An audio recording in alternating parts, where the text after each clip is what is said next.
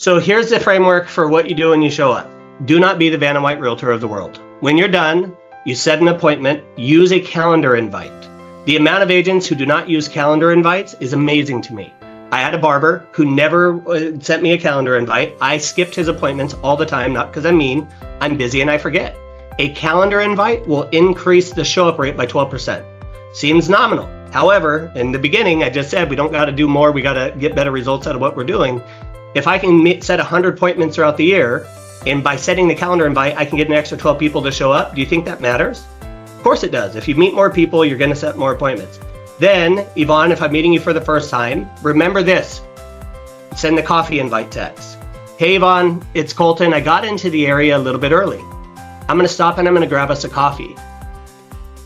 What can I get you? Super simple. People will come back with the most, like the audacity that they have. I'd like a 3 triple latte, double vanilla, skinny, blah, blah. They'll give you this order and you're like, oh my God, I can't believe you actually had the audacity to give this to me. But then you show up with it and it breaks down that wall. So it's like you just show up, laws of reciprocity, engage it into your organized sales process, because when you do something nice and you separate yourself from everybody else, they're going to be interested. Now, when you get to the house, your job is not to be the Vanna White realtor. Hey, Yvonne, it's so nice to meet you. You hand them their coffee. They're slower to talk to you. You have more conversation. They're really appreciative. If you heard kids, show up with some cake pops from Starbucks. Like show up with something that's really nice and friendly. And it's like, hey, I'm not a helicopter parent. Go ahead and take a look around. While you're taking a look at the property, I'm going to be taking note of things that we may need to bring to the inspector's attention in the event that this is the home for you. Because why is it so often they got to bring dad, they got to bring mom, they got to bring everybody? And the reason is they don't know you, they don't like you, they don't trust you, you're not there to protect them, you want a commission. So it's like instead, show up like dad.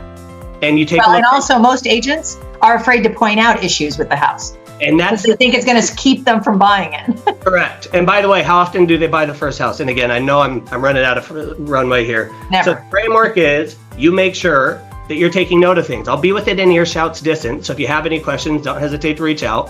But then you walk around and you say, hey, you see the 3 layers of roof shingles? That's typically a sign of deferred roof maintenance. If this is the house, it may be nothing. However, I'm gonna want my roofer to come out here and take a look at this just to make sure there's not any hidden or any big repairs that you're gonna have to make in the future. Or you say, hey, do you see that big crack in the foundation? It may be nothing. However, I'm going to want my soils person to come out here and evaluate that just to make sure that there's not going to be any covered up big expenses that you're going to have to take on if you were to purchase this. So you're bringing things together.